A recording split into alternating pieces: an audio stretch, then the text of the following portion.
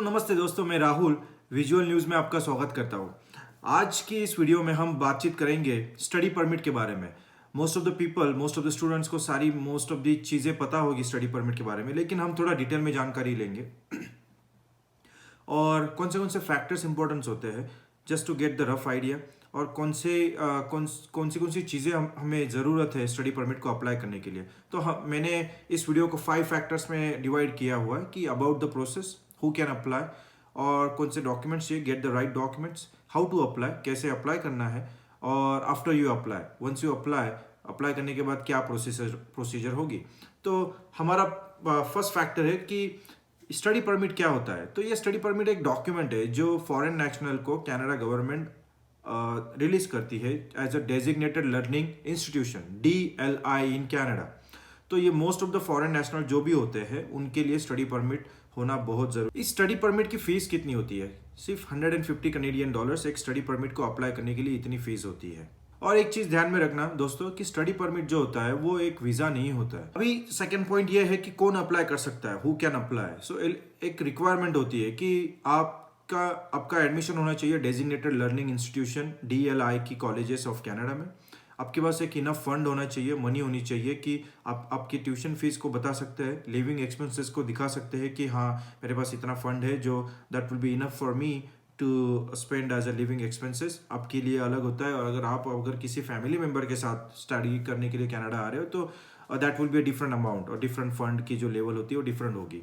और return transportation के लिए भी आपके पास उतने पैसे होने की ज़रूरत होती है, लेकिन फिलहाल स्टडी परमिट में आपको रिटर्न टिकट निकालने की ज़रूरत नहीं होती है। और बाकी के तो सारे आपको आपके लॉज ऑबे करने हैं।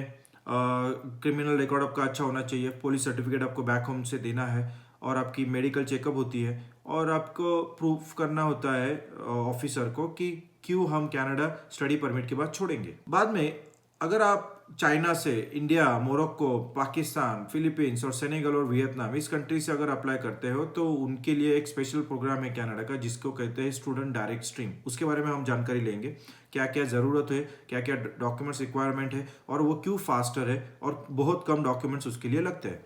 तो हम नेक्स्ट वीडियो में उसके बारे में बात करेंगे।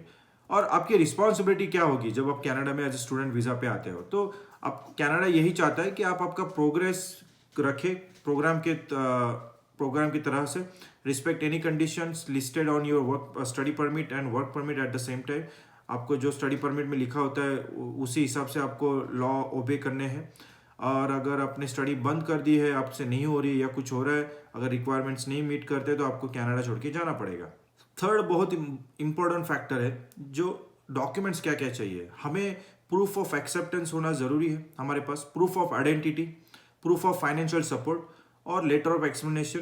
अगर क्यूबेक में अगर आप अप्लाई करते हो तो क्यूबेक का एक सर्टिफिकेट होता है, certificate of acceptance of Quebec province, Quebec, और डिक्लेरेशन अगर माइनर्स आपके साथ आ रहे हैं, और अदर डॉक्यूमेंट्स की भी एक अलग से लिस्ट होती है जो आपको स्टडी परमिट अप्लाई करते वक्त वीज़ा ऑफिसर को सबमिट करनी पड़ती है। अभी प्रूफ ऑफ एक्सेप्टेंस में क्या होता है? प्रूफ ऑफ एक्सेप्टेंस के बारे में मैं आगे जाके नेक्स्ट वीडियो में एक अच्छी जानकारी मेरे पास है, मैं वो शेयर करूँगा, और कैसे होना चाहिए, कैसे बनाना चाहिए, क्या एग्जाम्पल होता है प्रूफ ऑफ एक्सेप्टेंस में, वो क्यों चाहिए, उसके बारे में सारी जानकारी करेंगे। प्रूफ ऑफ एक्सेप्टेंस के बारे में यह है कि आपकी स्कूल आपको एक एक्सेप्टेंस लेटर देती है कि हाँ XYZ नाम का लड़का हमारे पास इस एडमिशन में ले चुका है और इसका एनरोलमेंट नंबर ये है। तो ये आपके लेटर पे, कॉलेज का स्टैम्प पेपर पे ये लेटर होगा, उसको बोलते हैं प्रूफ ऑफ एक्सेप्टेंस।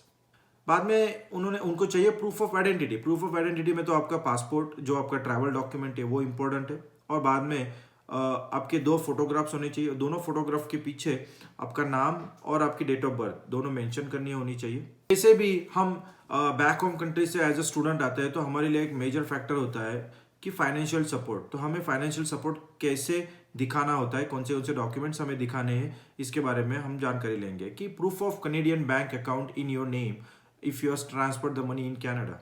अगर आपके पास अगर कनाडा में पैसे ट्रांसफर करें तो आपका नाम पे वो अकाउंट होना चाहिए। और आजकल जो भी स्टूडेंट्स होते हैं उनके लिए एक GIC सर्टिफिकेट बनाना पड़ता है, जो गारंटीड इन्वेस्टमेंट सर्टिफिकेट होता है कोई भी कैनेडियन बैंक के नाम पे, कि हाँ भाई मैंने इतने सारे पैसे ऑलरेडी डिपॉजिट कर दिए हैं, जिसके ऊपर उनको कॉन्फिडेंस होता है कि उनके वो एक श्योरिटी होती है कि हाँ इसके जो भी खर्चे होंगे ये बैंक से इतने पैसे निकाल सकता है यहाँ कनाडा आने के बाद।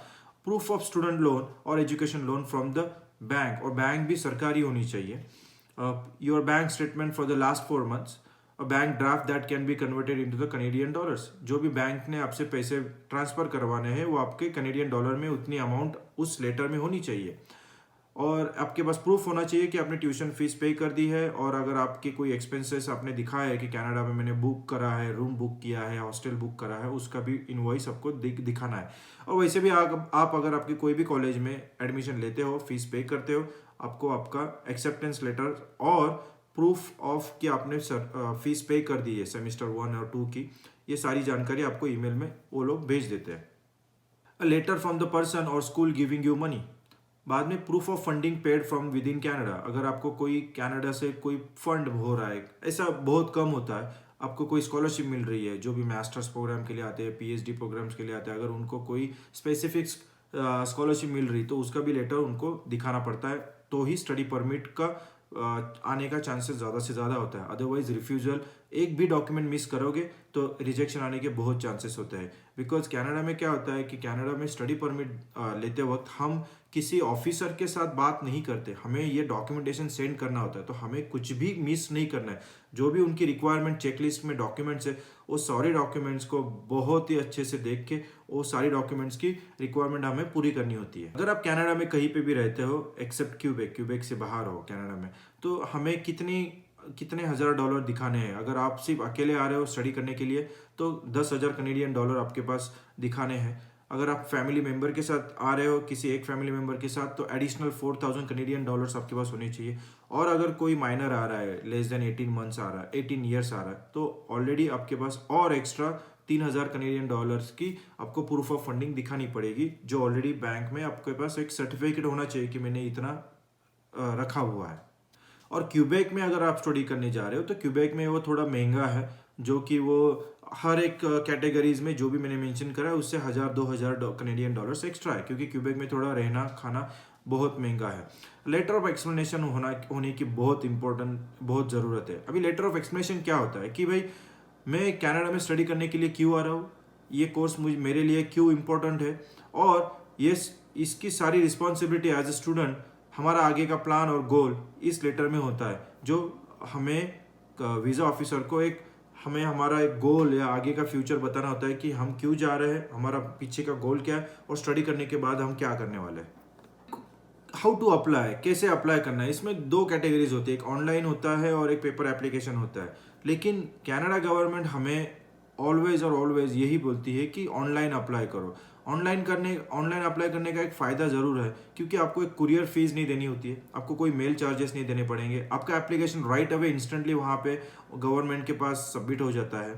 एप्लीकेशन जितना जल्दी सेंड हो जाएगा उतनी जल्दी आपकी रिक्वायरमेंट्स, अगर उनको कुछ चाहिए या फिर कुछ सबमिट करना है ऑनलाइन, तो भी आप वो ऑनलाइन सबमिट कर सकते हो। और ये जो एप्लीकेशन आप सबमिट करते हो, अगर आप कहीं पे कुछ चीज़ मिस कर देते हो तो एप्लीकेशन सबमिट नहीं होता है, वो इनकम्प्लीट आएगा और आपको एक रेड फ्लैग आएगा। उसके बाद आपको वो चीज़ आपको दिखानी है कि हाँ ये कंप्लीट करनी है। लेकिन मेल में अगर आप फिजिकल एप्लीकेशन करोगे तो आप कोई चीज़ अगर भूल जाते हो या छूट जाती है तो आपको रिजेक्शन आ ही जाता है, क्योंकि वो आपको वापस फ़ोन करके या कुछ ईमेल करके वो नहीं बोलेंगे कि हमें ये डॉक्यूमेंट मिसिंग है, हमें ये डॉक्यूमेंट इतने जल्दी से जल्दी भेज दो, ऐसा नहीं होता है। तो ऑनलाइन बहुत अच्छा है। सिर्फ $150 कनेडियन डॉलर को फीस पे करनी है, उसमें भी आपको ड्राफ्ट नहीं निकालना है, कुछ नहीं निकालना है, क्रेडिट या मास्टर कार्ड होना जरूरी है, उससे पे कर दो और प्रोसेस बहुत ईजी हो जाए।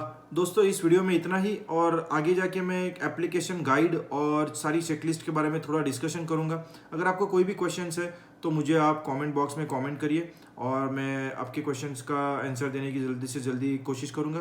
अगर आपको ये चैनल, ये सेम वीडियोज़, अगर इंग्लिश में मेरा दूसरा चैनल है जिसका नाम है रिलायबल इमिग्रेशन गाइड, उसमें बहुत सारी वीडियोज़ है और बहुत सारी इन्फॉर्मेशन है। आपको कुछ भी अगर इंग्लिश में अगर इन्फॉर्मेशन चाहिए तो प्लीज़ चैनल को विजिट कीजिए। इन्फॉर्मेशन आपको अच्छी लग रही है तो प्लीज़ सब्सक्राइब करना ना भूलिए। और थैंक यू सो मच और stay tune for the next video.